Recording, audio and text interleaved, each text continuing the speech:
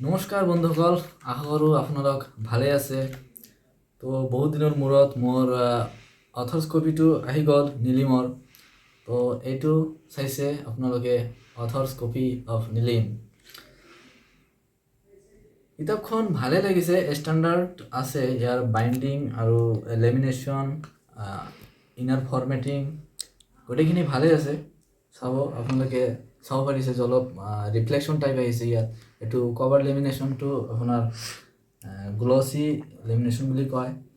আৰু পেপাৰৰ GSMটো হাই আছে, সিহঁতৰ ষ্ট'ৰত হাইয়েষ্ট GSMটো দিয়া হৈছে 70 GSM পেপাৰ।